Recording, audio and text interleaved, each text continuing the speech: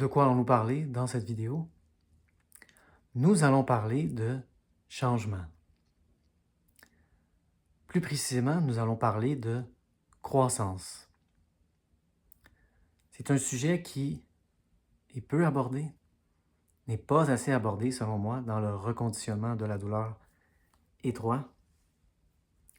Donc cette vidéo va être à propos du processus au sens le plus large du terme, le plus large possible. Peut-être que vous allez dire trop large. Ce n'est pas mon avis. Mais certainement, on va sortir du reconditionnement de la douleur étroite. La douleur neuroplastique est une erreur du cerveau qu'il faut corriger.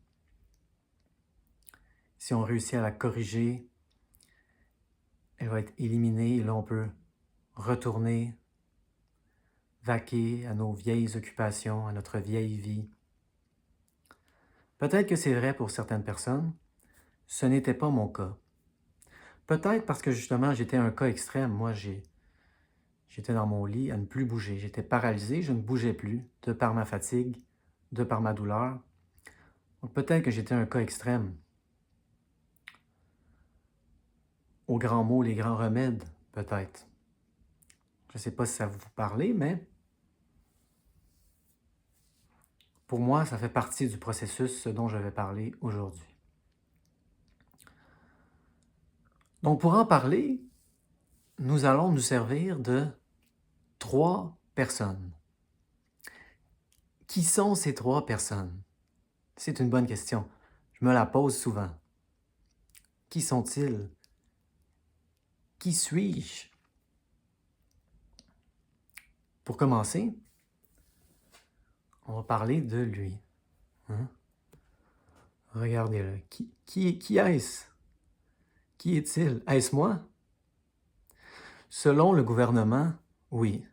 J'ai choisi cette photo parce que c'est ma carte d'identité active, celle dont je me sers en ce moment. Donc, ça ne fait pas si longtemps que ça. J'étais comme ça. J'avais des longs cheveux ébourifflés, une grosse barbe. Ah, maintenant, je viens de me faire couper les cheveux. Je taille ma barbe. Regardez-moi ce regard. On dirait qu'il essaie de vous foudroyer du regard. On dirait qu'il essaie de vous tuer avec ses yeux. Il n'a pas l'air bien, il n'a pas l'air heureux et il ne veut pas que vous soyez heureux, comme lui. Et là, regardez mes yeux maintenant. Oh, tout doux.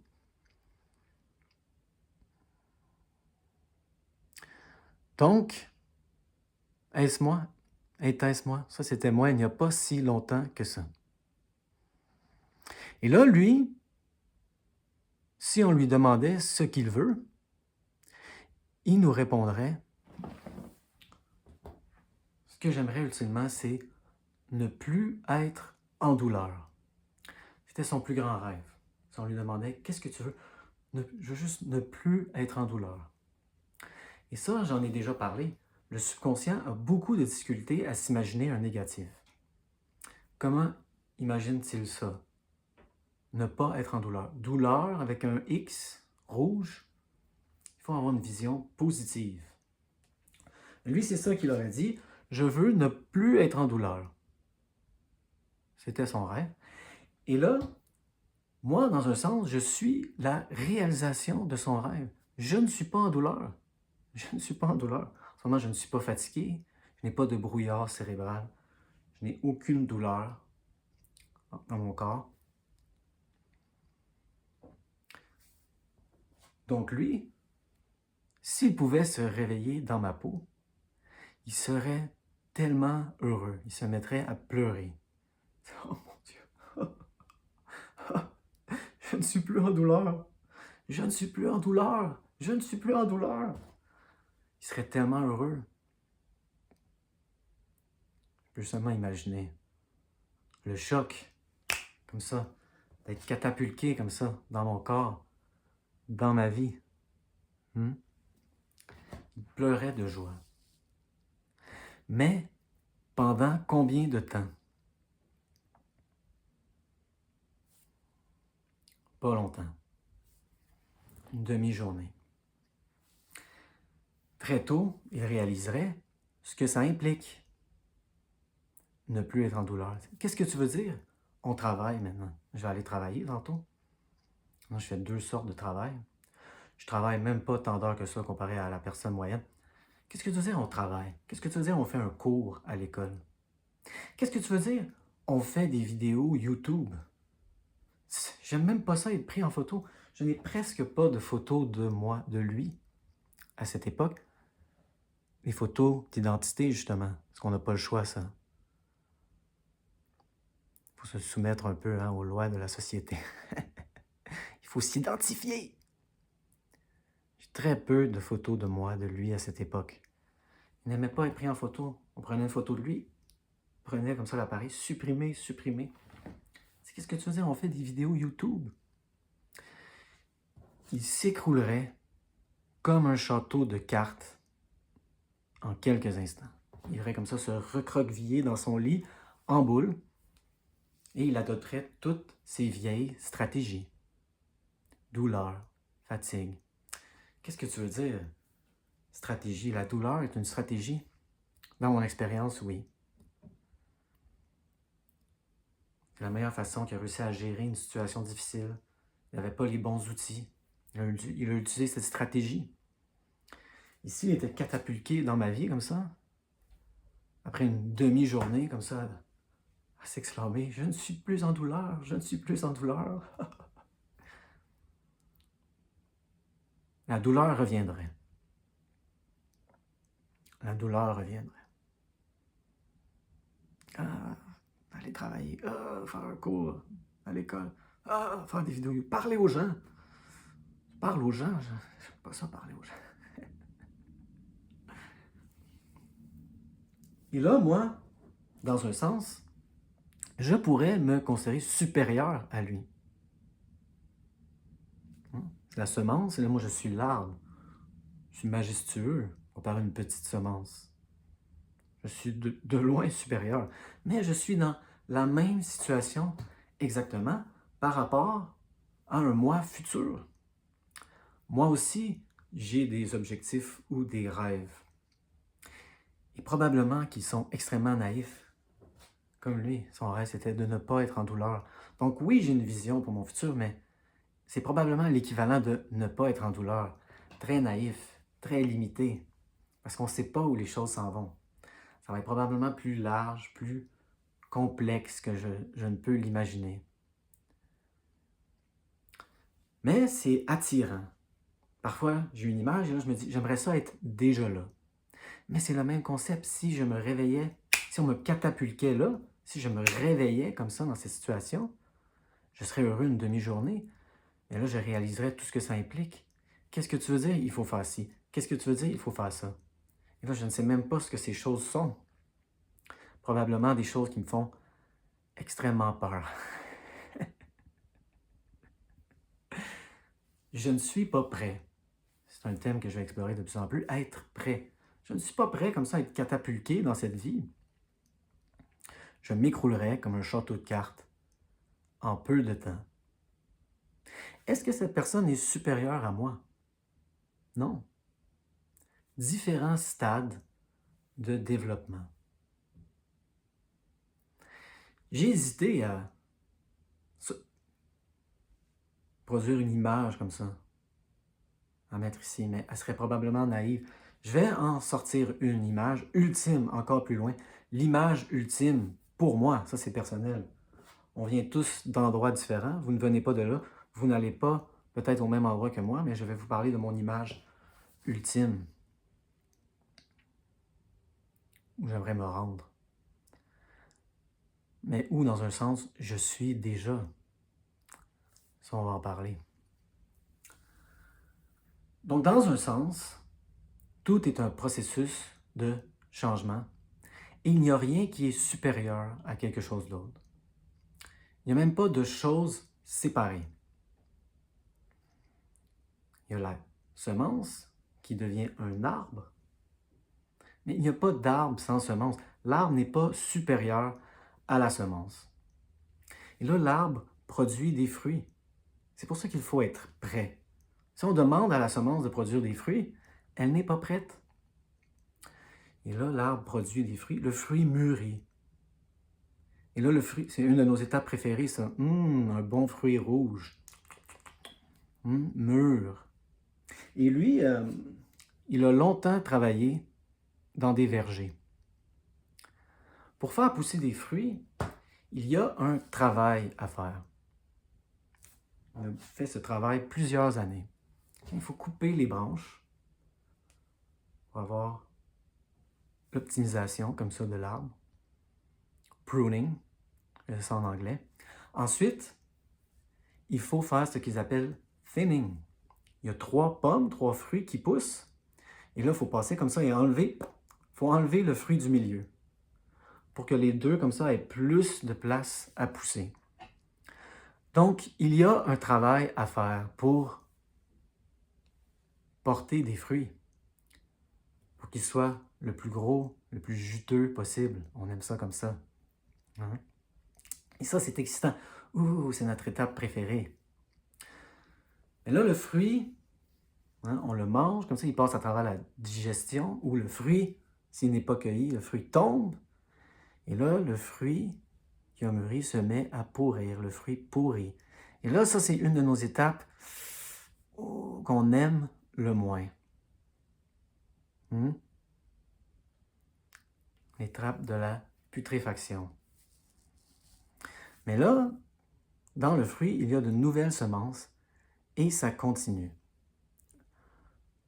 Le fruit n'est pas supérieur à l'arbre. L'arbre n'est pas supérieur à la semence. C'est un processus continuel. Mais nous, on s'attache comme ça à certains états. On préfère certains états et on a peur du changement.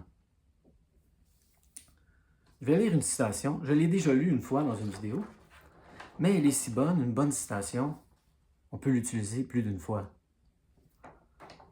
C'est d'Anaïs Nin.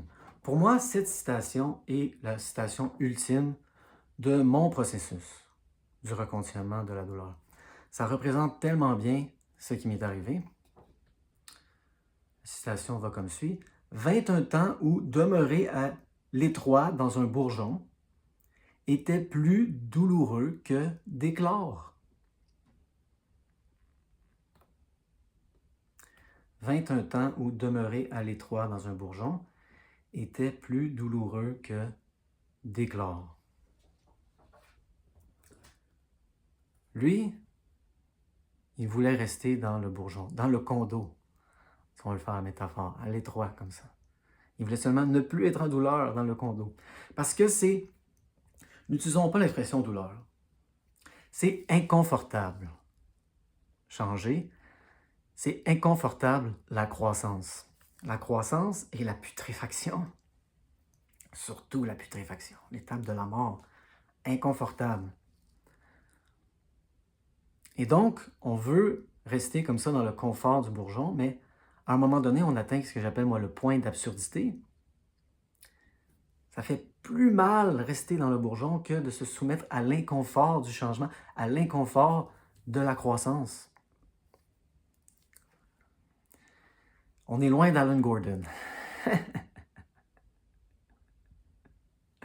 Mais c'est important d'en parler. Pour moi, ça fait partie du processus. On est en train de parler du reconditionnement de la douleur, là? Oui.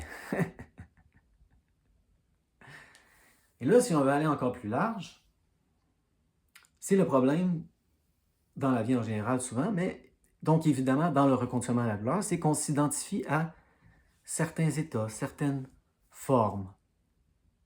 Et là, on veut conserver ces états, on veut conserver ces formes.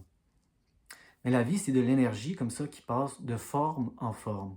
Il n'y a pas de choses individuelles, il n'y a pas de semences, il n'y a pas d'arbre qu'on peut séparer de la semence, il n'y a pas de fruit qui mûrit, qui tombe, qui pourrit et qui crée de nouvelles semences. C'est juste de l'énergie comme ça dans un processus continuel.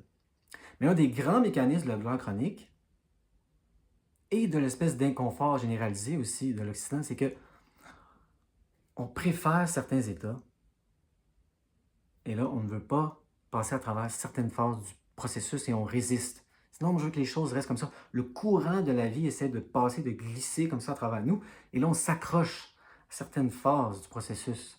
Et on trouve certaines phases supérieures à d'autres. Comme là, moi, je suis, comme comparé à lui, un arbre majestueux. Oh, c'est beaucoup mieux que d'être ça. Non, c'est le même processus.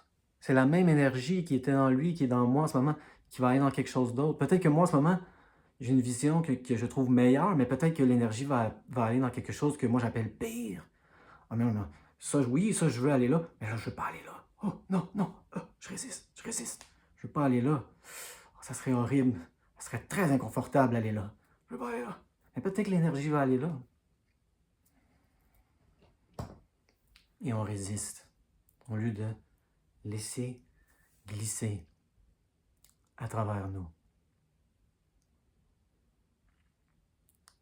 Et ça crée de la souffrance inutile. Dans le bouddhisme, il nous dit toujours, la douleur est inévitable, mais pas la souffrance. C'est ça la douleur chronique, c'est la souffrance. On souffre. Bon, je vais essayer de faire des vidéos plus courtes aussi. Bon, moi, j'essayais de m'imaginer quelle serait mon image ultime. Et voici l'image que j'ai trouvée.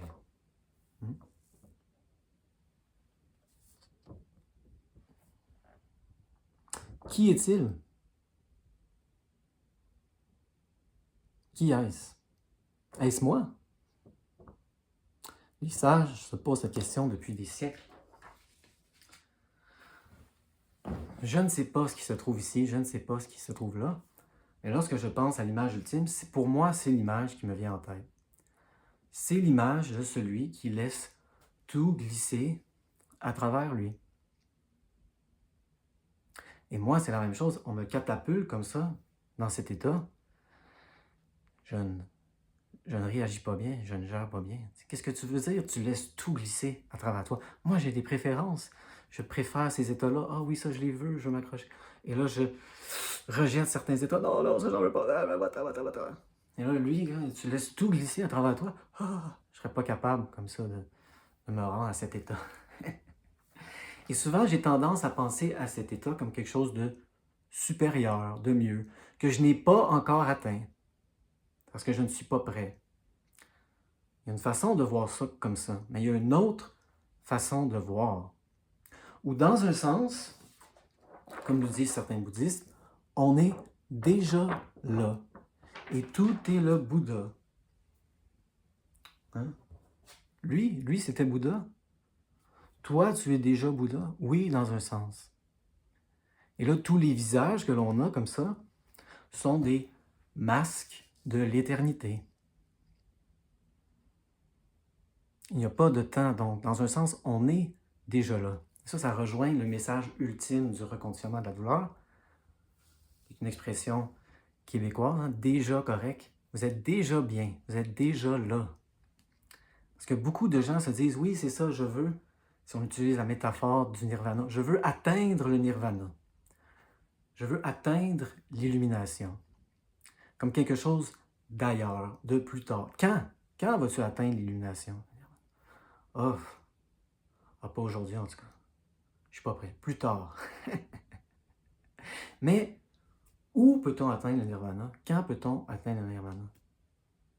Peut-on atteindre cet état dans un autre moment que maintenant, dans un autre endroit qu'ici? On est toujours ici et maintenant. On est dans un sens déjà là. Déjà. Et là, de cette perspective, c'est ça, on réalise qu'il n'y a pas d'état supérieur à un autre. Je ne suis pas supérieur à lui.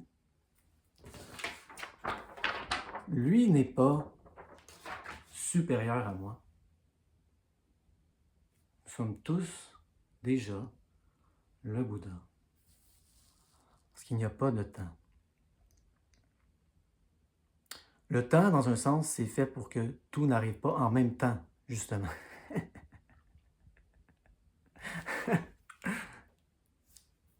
Il ne faudrait pas que tout arrive en même temps. Ça serait trop. Ça serait... Il y a des stades. Il y a eu lui, là, il y a moi. Ça peut vous aider à moins vous jugez, justement. Avoir de la compassion envers lui, envers les autres, qui sommes nous-mêmes, en fait. C'est moi, lui. Vous, c'est moi. Moi, c'est vous. Nous sommes ceci. 20 minutes. Donc, j'espère que cette vidéo a été utile. Oui, on était vraiment dans le reconditionnement de la douleur le plus large possible. Est-ce que j'ai été trop large à la fin? Peut-être.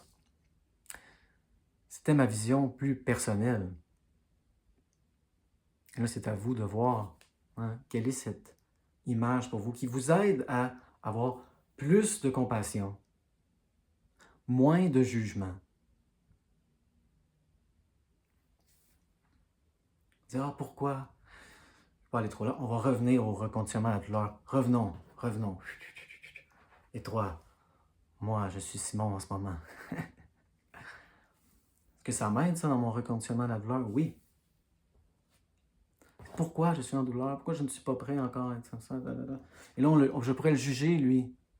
Ah, il était ci comme ci, il était tant comme ça.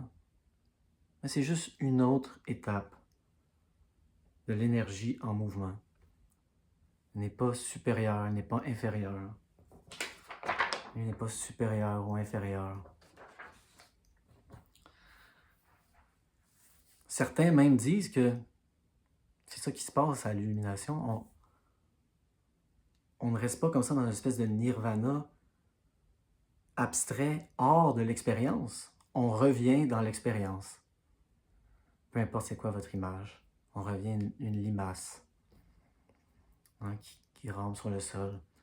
Alors moi, je suis supérieur à la limace. C'est tout la même chose. C'est tout le même processus.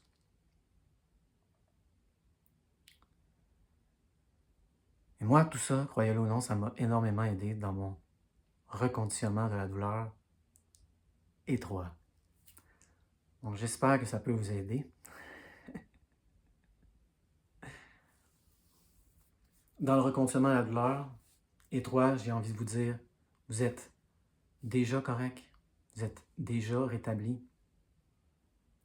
Mais si on veut aller plus loin, on pourrait dire, vous êtes déjà illuminé, vous êtes déjà au nirvana, parce que le nirvana, c'est ici, maintenant. Ça ne peut pas être à un autre moment, ça ne peut pas être à un autre endroit.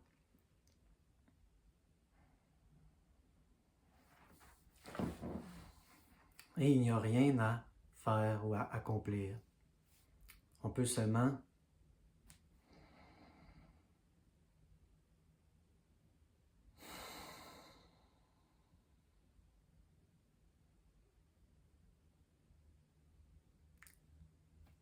rester dans cet état.